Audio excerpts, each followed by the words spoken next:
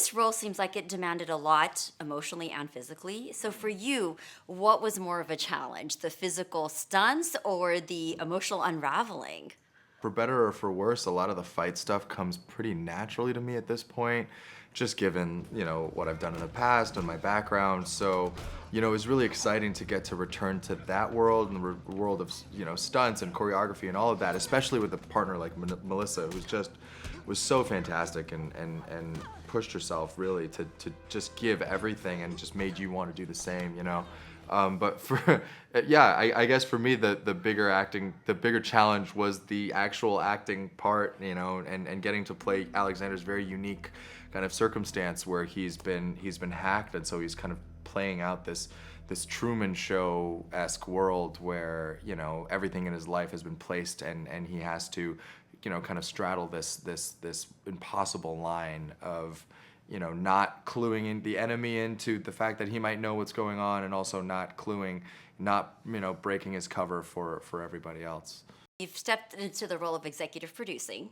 So was there a moment for you, or was there one creative debate that happened behind the scenes that helped ultimately show what happened in the final part of the show, or how it all came together? There's always a negotiation when it comes to power dynamics on a set, and between showrunners, executives, lead actors, things like that. And I just found the process to be really, really seamless and really great. And even when there are disagreements, I found that there was I had a lot of space to be able to voice that, and as long as it was constructive, to have it like listened to, and for us to really be able to talk about it.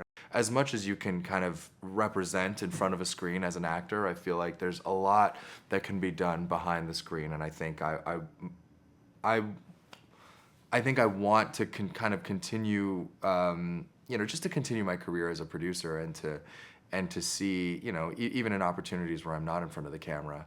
I want to kind of explore ways in which I can help shape stories and build worlds and all of that. Was there something very important that you wanted to make sure that was included in this storyline? I think for me the biggest thing was that I didn't want Alexander's cultural identity and his background to just be an afterthought, and I didn't want it to feel like he was kind of copy pasted from just your traditional white, lead hero. I wanted him to have these like culturally specific moments that didn't feel like they were kind of out of place or overly kind of trying to hit you over the head with something, but that really clued an audience into like what drives him, particularly his relationship with his parents, but also the feeling of constantly feeling like he was being doubted, like his loyalty was being doubted, like his ability was being doubted. I think it's something that a lot of immigrants, quite honestly, have a lot of firsthand experience with. And that feeling of like, watching other people around you get the opportunities that you feel like you deserve based on what you're qualified for and the work that you put forth and what you've done. These are all things that I think about all the time. These are very, very real things that resonate with me. You vocally spoke up about Asian representation recently.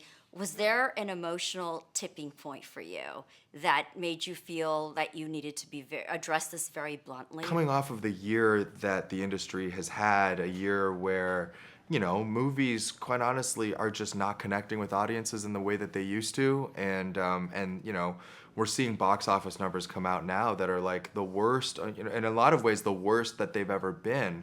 What is that symptomatic of, right? And I think more than anything, it's not as easy as saying, well, there needs to be more diversity. I think what it is I think there's a lot of decision makers in our industry that are growing out of touch with what people actually want to watch. And I think that's the most frustrating thing, because I truly, genuinely believe that the talent exists today.